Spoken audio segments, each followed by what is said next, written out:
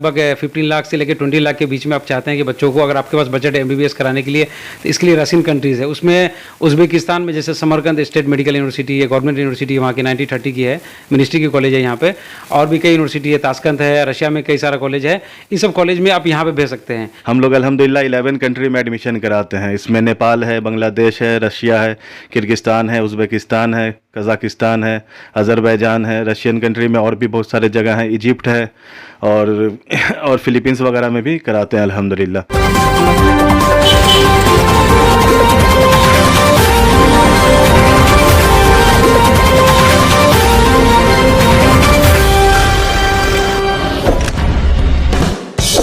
हिंदुस्तान में डॉक्टर बनने का अगर सपना है किसी का तो वो नीट के ज़रिए ही पूरा हो सकता है। अगर एमबीबीएस सीट की बात करें तो लगभग 1 लाख सीट है एमबीबीएस की हिंदुस्तान के मुख्तलिफ कॉलेजों को मिलाकर। नीट का जो टेस्ट देते हैं वो लगभग 20 लाख लोग देते हैं। ऐसे में डॉक्टर बनना इतना आसान भी नहीं है। कुछ वालिदैन ऐसे भी हैं जिनके पास इतना पैसा होता है कि वो पैसे देकर अपने बच्चों को डॉक्टर बना लें। अगर आप चाहते हैं कि आपका बच्चा डॉक्टर बने, किसी वजह से वो नीट में अच्छे स्कोर नहीं कर सका है, उसको अच्छा मेडिकल कॉलेज नहीं मिला है, और आप चाहते हैं कि मेरे पास पैसा तो है लेकिन मुझे पता नहीं है कि मैं उसका दाखिला कहाँ करवाऊँ, तो इसके लिए बहुत सारी ऑफिस हिंदुस्तान में है। आमतौर पे जो लोग अपने बच्चों को डॉक्टर बनवाना चाहते हैं, पैसे देकर कहीं बाहर मुल्क से चाहते हैं कि उनका बच्चा एमबीबीएस की डिग्री ले ले, उनको कई तरह के सवाल उनके जहन में आते रहते हैं। पहला सवाल जो सबसे अहम रहता है कि फ़ीस कितनी होगी। इससे वो लोग बहुत घबराते हैं, पता नहीं कितनी फ़ीस लगती होगी, कितने में डॉक्टर बनते होंगे। तो आप मुझे बताइए कि किन किन मुल्कों में आप बच्चों को मेडिकल के लिए भेजते हैं, और कम से कम कितनी फ़ीस में कोई बच्चा हिंदुस्तान का दूसरे मुल्कों से एमबीबीएस कर सकता है। ये मैं Faiz Ahmad from IK MBBS abroad Jasola. India में कई ब्रांचेज़ हैं हमारे, और जो बच्चे भी नीट में एग्ज़ाम देते हैं और उनका गवर्नमेंट कॉलेज में अगर नहीं हो पाता है तो बहुत सारे बच्चे डिप्रेस हो जाते हैं। अभी आपने देखा था कुछ दिन पहले जो अभी जामिया नगर में बच्चे ने सुसाइड किया था। तो इसमें कुछ ना कुछ पेरेंट्स की भी कमी है कि अगर बच्चे मेडिकल की तैयारी कर रहे हैं, अगर उनका पेपर नहीं निकल पाता है तो उन्हें चाहिए कि बच्चे को जो है सपोर्ट करें वो। और उसके अलावा मेडिकल के अलावा बहुत सारे कोर्सेज़ हैं, आप BUMS में, BS में, BMS में, BDS में भी करा सकते हैं। तो एक मेडिकली उसके जहन में ऐसा नहीं रखना कि आपने अगर मेडिकल निकाला तो ठीक है, नहीं तो फिर मेरा नाक कट जाएगा, या समाज में या लोग क्या कहेंगे, फलां के बच्चे ने गवर्नमेंट कॉलेज में निकाल लिया। तो बच्चे ऐसे डिप्रेस होते हैं, और बहुत पेरेंट्स को पता नहीं होता है कि वो कितने डिप्रेशन के कितने लेवल मतलब हाई लेवल में चले जाते हैं, और बाद में जो है जो कुछ हमें देखने को मिलता है न्यूज़ में, ये बहुत ख़तरनाक चीज़ है। तो मैं आपको बताऊं कि अभी जैसे इस साल 2023 में बच्चे ने नीट में भी दिया था पेपर, 7 मई को पेपर हुआ था। रिज़ल्ट जो है 3rd वीक तक जो है जून तक वो इंशाल्लाह ताला रिज़ल्ट आ जाएगी। इसमें क्या है कि जो गवर्नमेंट की जो सीटें, जैसा ने शिवली भाई ने बताया आपको कि 1 लाख के करीब जो है गवर्नमेंट की सीटें हैं, एम्स और जिपमर सब मिलाकर इंडिया में। अब ये 20 लाख बच्चे हैं, क्या ये 20 लाख बच्चे क्या है कि अब तो इनके पास गवर्नमेंट कॉलेज तो नहीं मिलेगा। तो इनके साथ क्या है कि जो बच्चे, अगर मैं बिल्कुल फाउंडेशन से बता रहा हूँ ताकि ये पेरेंट्स के लिए भी वीडियो जो है काफ़ी हेल्पफुल होगा, ताकि वो समझे इस चीज़ को कि अगर जो बच्चे को अगर ऐसा लगता है कि पहला उन्होंने अगर 2023 में अगर उन्होंने 12th दिया है, तो इनका क्या था कि इन्होंने 12th भी पेपर देना था इन्हें, और एक नीट का पेपर भी देना था। अभी ये 12th की तैयारी कर रहे थे, तो ये बिल्कुल इनका ये फाउंडेशन टाइम था। अभी बच्चे ने आपका नीट का पेपर दिया और उसे लगता है कि बच्चे 300 प्लस अगर मार्क्स लेके आ रहे हैं, तो इंशाल्लाह ताला उम्मीद है कि अब अगर 1 साल 2 साल अगर उन्हें ड्रॉप कराते हैं तो बच्चे हो सकता है कि ये बच्चे 600 तक 650 तक चले जाएंगे तो इन्हें गवर्नमेंट कॉलेज मिल सकता है। लेकिन क्योंकि हर बच्चे के पास अलग अलग जहन होता है, हर बच्चा ऐसा नहीं कि जीनियस होता है कि वो फर्स्ट अटेम्प्ट में जाए और 600 प्लस मार्क्स लिया है। तो अगर जिनका मार्क्स अगर 200-250 ऐसा आ रहा है, तो इन बच्चों को चाहिए कि ये भी बच्चे एवरेज होते हैं, ऐसा नहीं कि ये एमबीबीएस नहीं कर सकते हैं, और इनके फिर इनको 2 साल 3 साल 4 साल इनको लगाया जाता है। तो पेरेंट्स को ये देखना चाहिए कि अगर आपके पास बजट है ऐसा कि लगभग 15 लाख से लेकर 20 लाख के बीच में आप चाहते हैं कि बच्चों को, अगर आपके पास बजट है एमबीबीएस कराने के लिए, तो इसके लिए रशियन कंट्रीज़ है। उसमें उज़्बेकिस्तान में जैसे समरकंद स्टेट मेडिकल यूनिवर्सिटी है, गवर्नमेंट यूनिवर्सिटी वहाँ की 90-30 की है, मिनिस्ट्री की कॉलेज है यहाँ पे, और भी कई यूनिवर्सिटी है, ताशकंद है, रशिया में कई सारा कॉलेज है। इन सब कॉलेज में आप यहाँ पर भेज सकते हैं। लेकिन सबसे इंपॉर्टेंट चीज़ क्या है कि बच्चे एमबीबीएस करके आए इंडिया में, उन्हें लाइसेंस के एग्ज़ाम भी क्लियर करना है और आपका बजट भी होना चाहिए। तो अगर एफएमजी के हिसाब से देखेंगे पूरे वर्ल्ड में सबसे टॉप 1 पे जो एफएमजी है, फॉरेन मेडिकल ग्रेजुएट एग्जाम जिसे बोला जाता है, अगर बच्चे यहाँ जब तक इस पेपर को नहीं निकालेंगे तब तक यहाँ पे प्रैक्टिस नहीं कर सकते हैं वो। अगर उस तरह से अगर देखेंगे तो जो भी बच्चे फॉरेन से आते हैं उसमें सबसे टॉप 1 पे, आप गूगल पे भी सर्च कर सकते हैं, एफएमजी का जो हाईएस्ट पासिंग रेशियो है पूरे वर्ल्ड में सबसे टॉप 1 पे जो है वो बांग्लादेश का है। रीज़न ये है कि बांग्लादेश के पास जो सिलेबस है वो बिल्कुल एनएमसी, नेशनल मेडिकल कमीशन, जिसे एमसीआई जो पहले हुआ करती थी, जिसे अभी जो भी गवर्नमेंट है उन्होंने बहुत अच्छा कदम उठाया और उन्होंने एमसीआई को सस्पेंड करके 2018 में एनएमसी लाया, नेशनल मेडिकल कमीशन। और एनएमसी ने क्या किया, जो अपना सिलेबस बनाया है, बांग्लादेश ने पूरे सिलेबस को इसी उठा के वहाँ पर बिल्कुल कॉपी पेस्ट कर दिया है। एक फ़ायदा है। दूसरा है कि ज़्यादातर जो और दूसरी कंट्रीज़ है वो सिलिकॉन बॉडी पे क्या करती है कि बच्चे को प्रैक्टिस कराती है, वहाँ पे ह्यूमन बॉडी पे नहीं कराती है वो। और पेशेंट फ्लो का देखा जाए तो दूसरे कंट्रीज़ में, जैसे रशियन कंट्री में 70 लाख 80 लाख जो है वहाँ की पूरी आबादी है, सिर्फ ढाका सिटी में 2 करोड़ प्लस लोग रहते हैं। तो ऑब्वियसली आपको पता ही कि फ़र्क तो पड़ेगा ही पेशेंट फ्लो का। कोई भी पेशेंट तो है, जो वहाँ के जो लोग होंगे वही होंगे, पेशेंट तो बाहर से मंगा नहीं सकते हैं। तो इस सब को देखा जाए तो बांग्लादेश में जो खर्च है वो 30 लाख से 35 लाख बीच में अच्छे कॉलेज मिल जाते हैं। और आप मैंने बताया रशियन कंट्रीज़ में जो है 16 लाख 17 लाख से स्टार्ट होता है। फैसला भी है आपसे कि किसी गार्जियन के पास 20 लाख रुपया अगर देने को है, 20 लाख 22 लाख, तो मतलब उनका बच्चा डॉक्टर बन सकता है। जी बन सकता है उसमें। अच्छा, अगर कोई और ज़्यादा खर्च करना चाहे तो आप उनको मशवरा ये दें। मान लीजिए कोई गार्जियन ऐसा है, वो कहता है मैं 30 लाख भी दे सकता हूँ, 40 दे सकता हूँ, मेरे पास इतने पैसे हैं, तो आप उनको क्या सजेस्ट करेंगे? क्या उनको अपने बच्चों के लिए एडमिशन बांग्लादेश को प्रीफर करना चाहिए? देखिए, आपने बहुत अच्छा सवाल किया कि पेरेंट्स क्या सोचते हैं कि अगर हमारे पास 30 लाख रुपया है तो पढ़ाई तो 20 लाख में हो जा रहा है, ऐसा करते हैं 20 लाख में एमबीबीएस कराते हैं, 10 लाख हमारा सेव हो जाएगा। ये बहुत बड़ा नुकसान हो जा रहा है। कैसे कि अगर बच्चे बांग्लादेश में जाते हैं तो मैंने आपको पहले ही बता दिया कि उनका जो प्रैक्टिस है, एनएमसी का सिलेबस है, एफएमजी का जो पासिंग रेशियो है पूरे वर्ल्ड में टॉप 1 पे बांग्लादेश का है। 2 चीज़। तीसरा चीज़ क्या है, जो सबसे इंपॉर्टेंट क्या है कि वो कंट्रीज बिल्कुल इंडिया के नियरेस्ट है, बिल्कुल जैसा इंडिया में अच्छा बहुत सारी गर्ल्स वगैरह जो चाहती है वहाँ पे एमबीबीएस करने के लिए, उनके लिए भी जो है काफ़ी वो सेफ है वो कंट्री। मेरा एक सवाल इससे आपके था, वो बहुत से गार्जियन मुझसे मिलते हैं, उनके पास पैसा है, वो अपनी बच्चियों को चाहते हैं कि वो डॉक्टर बने, उनके घर का माहौल बिल्कुल दीनी है, बिल्कुल इस्लामी माहौल है उनके घर का, लेकिन वो एक टेंशन में रहते हैं, उस मुल्क में भेज दूंगा बाहर, पता नहीं क्या होगा, कोई परेशानी तो नहीं हो जाएगी, उसकी सेफ्टी का क्या मसला रहेगा। तो क्या आपके पास कोई ऐसे इंस्टीट्यूट हैं या किसी मुल्क से आपका ऐसा टाई अप है कि एक बच्ची, कोई गार्जियन चाहे अपनी बच्ची को वहाँ भेजना, तो वो इस्लामी माहौल में बेहतरीन पर्दे में रहते हुए भी एमबीबीएस कर ले? जी, उसके लिए तो मैंने पहले आपको बता दिया जिस कंट्री के बारे में, वो कंट्रीज़ है अल्हम्दुलिल्लाह बांग्लादेश है, जिसमें separate 6 separate women's medical college है। Ad-din women's medical college, Ad-din Sakina है, separate medical college for women's है, Z Sikder women's medical college है, और भी कई मेडिकल कॉलेजेस है वहाँ पे जो अच्छे मेडिकल कॉलेज है। उसमें क्या है कि बच्चे को जो एक बार जो गर्ल्स को ले जाके वहाँ पे हॉस्टल में डाल दिया जाता है, कोई भी गर्ल्स हॉस्टल के बाहर जो है शाम 7 बजे के बाद वहाँ से बाहर नहीं जा सकती वो। दूसरा, अगर उसे बाहर मार्केटिंग करने के लिए जाना है, कुछ अगर परचेज़ करने के लिए जाना है मार्केट में, तो वार्डन साथ में जाती है उसके साथ। तो कहीं से भी कोई किसी तरह का कोई बेपर्दगी का या कोई भी ऐसा बुराई का कोई खदशा नहीं रहता है।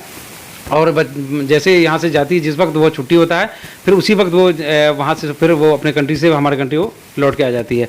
अक्सर हमसे भी लोग सवाल करते हैं, एक सवाल आम जहन में गार्जियन की आता भी है कि बाहर से जो लोग मेडिकल करके आते हैं, एमबीबीएस करके आते हैं, उसकी वैल्यू इंडिया में रहती भी है क्या? वो जो आदमी यहाँ से एमबीबीएस करेगा, वो कोई रशिया से एमबीबीएस करेगा, वो क्या वो सेम बराबर वैल्यू है, बराबर डिग्री दोनों की वैल्यू होती है, या कुछ फ़र्क भी होता है? पेरेंट्स जब वो पैसा जिस कंट्री में लगाते हैं, वो सोचते हैं मेरा बच्चा जब इंडिया में आएगा तो प्रैक्टिस करेगा।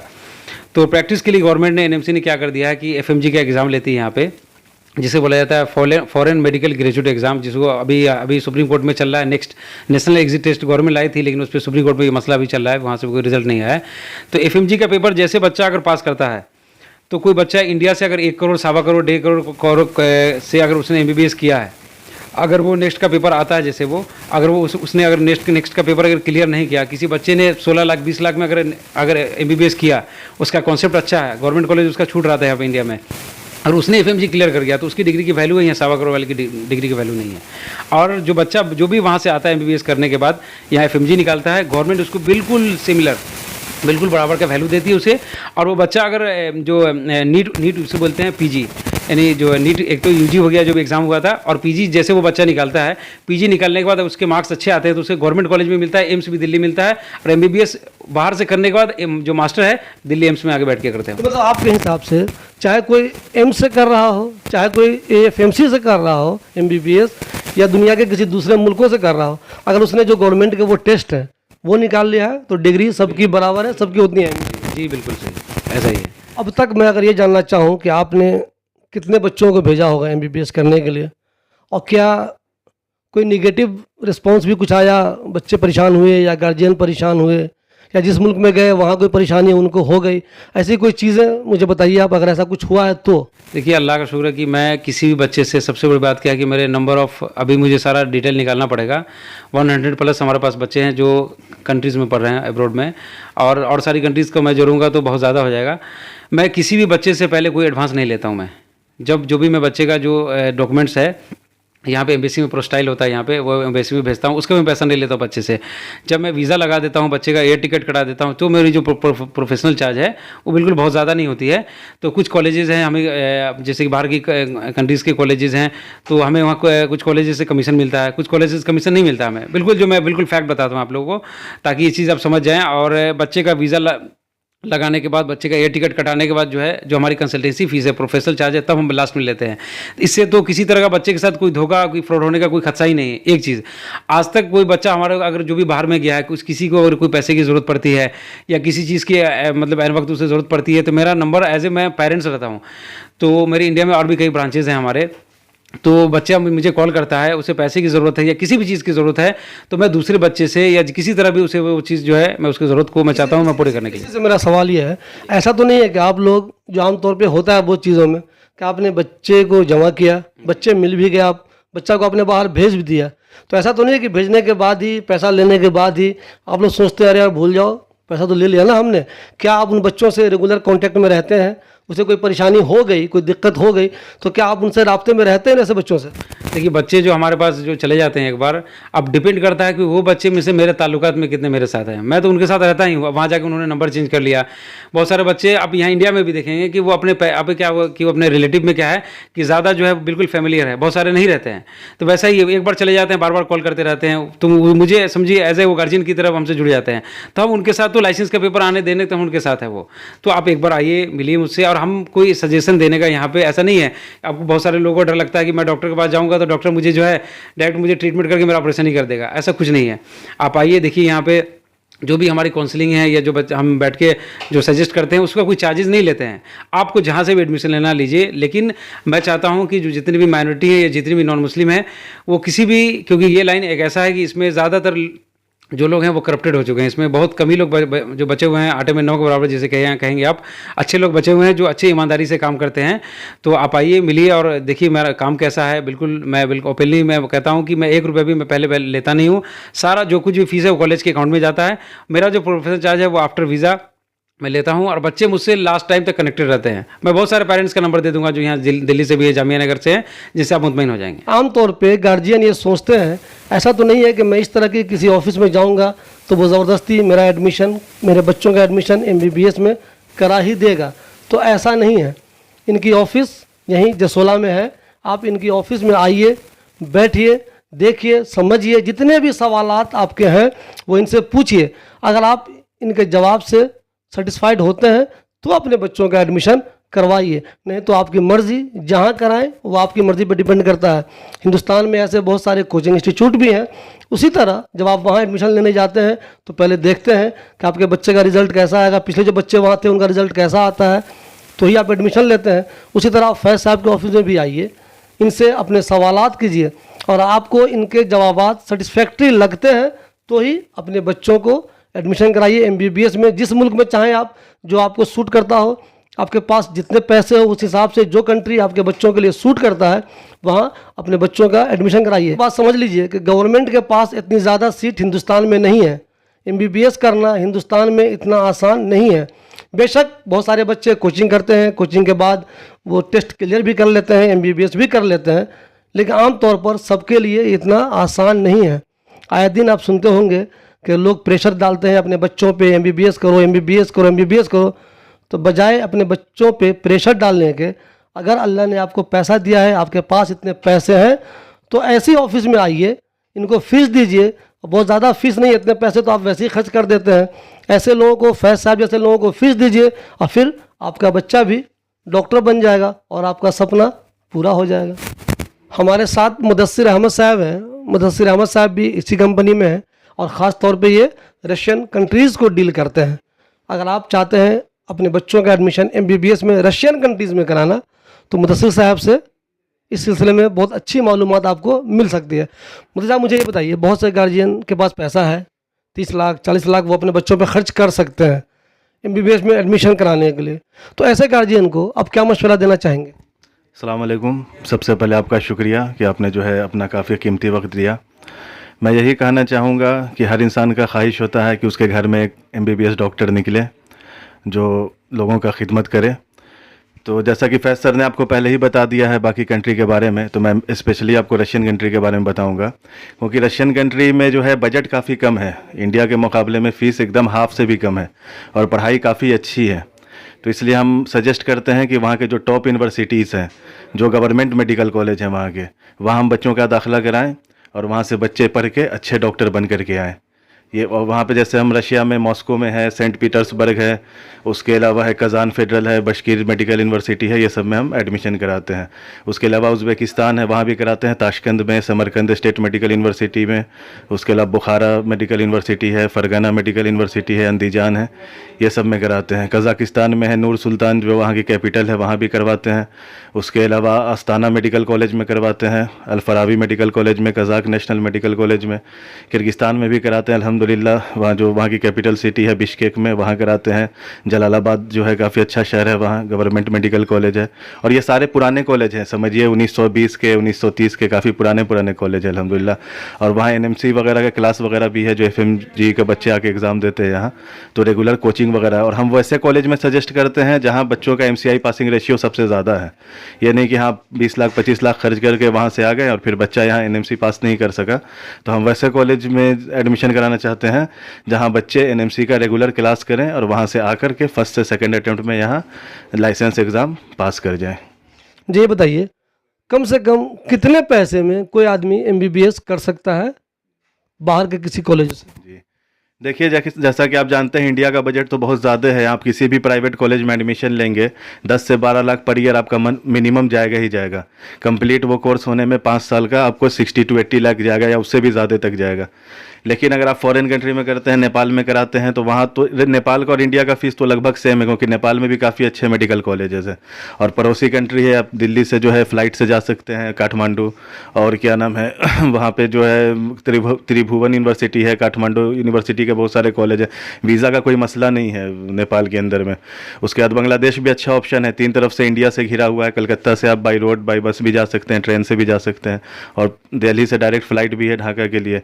और MCI पासिंग रेशियो काफ़ी अच्छा है बांग्लादेश का, इसलिए हम बच्चों को जो है सजेस्ट करते हैं आपके चैनल के माध्यम से कि बांग्लादेश अभी सबसे अच्छी चल रही है फॉरेन कंट्री में। जो अगर आप एडमिशन कराना चाहेंगे तो बांग्लादेश काफ़ी अच्छा कंट्री है और बजट भी उसका फ्रेंडली है, कोई बहुत ज़्यादा नहीं है। यहाँ अगर किसी का एडमिशन प्राइवेट मेडिकल कॉलेज में हो जाए और पूरा कोर्स कंप्लीट होते होते 60 लाख 70 लाख 80 लाख रुपए लग जाए, तो इससे बेहतर तो ये है कि सेम डिग्री का वैल्यू, सब कुछ वही, डॉक्टर वही बनेगा, ऑपरेशन वो भी करेगा, तो फिर गार्जियन को क्यों नहीं 30 लाख में या 32 लाख में एडमिशन ले लेना चाहिए बाहर? जी, जैसा कि आप जानते हैं अभी 7 मई को तो एग्ज़ाम ही हुए हैं, तो लगभग 21 लाख बच्चे इस बार नीट का एग्ज़ाम दिए हैं। और इंडिया में गवर्नमेंट और प्राइवेट कॉलेज मिला करके टोटल 1 लाख के आसपास सीट है, तो बाकी बच्चे फिर किधर जाएंगे? तो लगभग हर साल 50,000 से 60,000 बच्चे फॉरेन कंट्री में जाते हैं एडमिशन कराने। हम लोग अल्हम्दुलिल्लाह 11 कंट्री में एडमिशन कराते हैं। इसमें नेपाल है, बांग्लादेश है, रशिया है, किर्गिस्तान है, उज़्बेकिस्तान है, कज़ाकिस्तान है, अज़रबैजान है। रशियन कंट्री में और भी बहुत सारे जगह हैं, इजिप्ट है, और फिलीपींस वगैरह में भी कराते हैं अल्हम्दुलिल्लाह। तो यहाँ पे क्या है कि लो बजट में आप एक बार ऑफिस ज़रूर विज़िट कीजिए। आप जामिया नगर में या ओखला में या दिल्ली में जहाँ कहीं पे भी है, दिल्ली NCR में है, आप एक बार ऑफिस ज़रूर विज़िट कीजिए। ये नहीं कि आप आइएगा तो हम डायरेक्ट आपका एडमिशन करा देंगे, या वैसा नहीं। जो आपके लिए बेहतर होगा आपके मार्क्स के मुताबिक, अगर आप MBBS करना चाह रहे हैं तो MBBS में हम गाइड करेंगे, आप BDS करना चाह रहे हैं तो हम BDS में गाइड करेंगे, आप BAMS करना चाह रहे हैं या आप यूनानी मेडिसिन करना चाह रहे हैं तो हम अल्हम्दुलिल्लाह हर चीज़ में गाइड करते हैं। ये नहीं कि हर किसी को हम MBBS में ही दाखिला करा देंगे, जिनका जैसा बजट है उसके मुताबिक। तो हम यही आपके चैनल के माध्यम से बोलना चाहेंगे कि आप एक बार ऑफिस ज़रूर विजिट करें। आप जितनी बार भी ऑफिस विजिट करेंगे हमें कोई तकलीफ नहीं होगा। हमारे काउंसलर, एक्सपर्ट काउंसलर यहाँ पे हैं, मैं ऑफिस पर रहूँ ना रहूँ, या हमारे काउंसलर हैं, वो आपको एक बेहतरीन गाइड करेंगे। आप कॉल, अगर मैं आउट ऑफ स्टेशन भी हूँ तो कॉल के माध्यम से, वीडियो कॉल के माध्यम से भी मैं आपको तमाम कॉलेज का गाइड करूँगा। तो आप बेफिक्र होकर, जसोला बिहार में हमारा ऑफिस है, शाहीन बाग से बिल्कुल नज़दीक है, जसोला पोलो मेट्रो स्टेशन है बगल में, आप एक बार ऑफिस ज़रूर विजिट कीजिए। मुझे एक चीज़ बताइए, गार्जियन अपने बच्चों की सेफ्टी को लेकर बहुत कंसर्न रहते हैं, मान लीजिए एक बच्चा एडमिशन ले लिया, वो किसी मुल्क में, कजाकिस्तान चला गया, कहीं चला गया, किसी मुल्क में एडमिशन ले रहा है, जैसे अभी यूक्रेन के हालात बन गए थे, सब जानते हैं, आप भी जानते हैं वो, तो क्या आप बच्चों से राब्ते में रहते हैं और गार्जियन को कितना आप सेटिस्फाई करेंगे कि नहीं आप इत्मीनान रखिए बच्चा जहाँ भी है आपका उस यूनिवर्सिटी का माहौल बेहतरीन है और सिक्योर है बच्चा आपका? जी बिल्कुल, आपके कहीं भी एडमिशन लेंगे, बच्चे का एडमिशन के बाद भी हम गाइडेंस करते हैं 6 साल तक इंशाल्लाह। जब तक बच्चा पढ़ाई कर रहा है वहाँ पे एज ए लोकल गार्जियन, वो सुबह 6 बजे से रात के 12 बजे तक किसी भी टाइम हमें कॉल कर सकता है, मैसेज कर सकता है। हर जगह हमारे रिप्रेजेंटेटिव हैं, हर जगह हमारे लोग हैं, वो तुरंत वहाँ पे हेल्प करने के लिए आएंगे। या अचानक पैसों की ज़रूरत हो या किसी को कुछ इंडिया से सामान भेजना है, मोबाइल भेजना है, लैपटॉप भेजना है या कपड़े वगैरह भेजना है, तो वो भी हम एज ए भाई, एज ए मतलब करीबी के जैसा काम करते हैं। ये नहीं कि हम एडमिशन करा करके भूल गए या मोबाइल ऑफ करके हम किसी और कंट्री में जाके बैठ जा रहे हैं, वैसा हमारा काम नहीं है। अगर हम इंडिया में, इंडिया के बाहर हैं, कहीं भी हैं, तो हम उनसे राब्ते में रहते हैं, बिल्कुल लोकल गार्जियन के जैसा। अभी तक अल्हम्दुलिल्लाह 100 से ऊपर बच्चे हम लोग एडमिशन कराए हैं अब्रोड में, और अक्सर बच्चे हम लोग के कॉन्टैक्ट में रहते हैं, टाइम टू टाइम। कभी ईद का मुबारकबाद दे रहे हैं, कभी ईद उल अज़हा का मुबारकबाद देते हैं, कभी इस कंट्री के बारे में बताते हैं। हम लोग उनसे फीडबैक भी लेते हैं कि आपकी पढ़ाई कैसी चल रही है, क्लासेस वगैरह कैसे चल रहे हैं, लैब वगैरह कैसा, हॉस्टल में कोई मसला तो नहीं है, खाना का क्वालिटी कैसा, खाना का फ़ोटो आप वहाँ से हमें भेजिए, हम चेक करते हैं कैसा, उसमें अगर कुछ है तो हम फिर वहाँ के मेस में बात करते हैं। तो अल्हम्दुलिल्लाह कंप्लीट असिस्टेंस देते हैं। ये नहीं कि हमारा बस इतना है कि एडमिशन कराएं फिर हमारा कोई राब्ता नहीं है, वैसा नहीं है। अल्हम्दुलिल्लाह हम जो है लॉन्ग टर्म जो है रिलेशनशिप पे यकीन रखते हैं। मान लीजिए कोई आया आपके यहाँ, वो आपकी बातों से उसने इत्तेफाक कर लिया, सेटिस्फाई हो गया, वो गार्जियन चाहता है कि अपने बेटा को वो एमबीबीएस में एडमिशन करवा दे या बच्ची को एडमिशन करवा दे, तो इस पूरे प्रोसेस में आपकी क्या क्या मदद उनको मिलती है? क्या वही भागेंगे, वही पासपोर्ट का अपना ये कराएंगे, या रिपोर्ट जाके भाग रहे हैं, इधर भाग रहे हैं, कहीं वेरिफिकेशन कुछ करना है तो वही कर रहे हैं, वीज़ा स्टैंपिंग वही कर रहे हैं, या आप लोग ये सारी जिम्मेदारी लेते हैं? जी नहीं, अल्हम्दुलिल्लाह हम सारी जिम्मेदारी लेते हैं। आप एक बार यहाँ जब ऑफिस आएंगे, जब बच्चे का आप डॉक्यूमेंट वगैरह सबमिट करेंगे तो हम उसका प्रोस्टाइल वगैरह खुद कराते हैं, visa stamping, airport pickup and drop सारा काम करते हैं। वहाँ पे एकोमोडेशन का कैसे होगा, बच्चे को हॉस्टल तक पहुँचाना, वहाँ पे कॉलेज में एडमिशन करवाना, उनका सिम कार्ड वगैरह दिलवाना या बैंक अकाउंट खोलना है, तो वो कंप्लीट काम करके रखें। उसके लिए आपको एकदम बेफिक्र होकर, वो सब हमारी जिम्मेदारी है। आप सिर्फ ऑफिस तक विजिट करना आपका काम है। बच्चा नीट क्वालिफाइड है और पीसीबी में उसका 10+2 में 50% से ऊपर मार्क्स है, तो अल्हम्दुलिल्लाह उसको एडमिशन होगा। और बाकी जितना भी काम है सब हम करा के देते हैं। उसमें कुछ मतलब पेरेंट्स को उसमें कुछ परेशान होने की ज़रूरत नहीं है, ना बच्चे को कुछ परेशान होने की ज़रूरत है।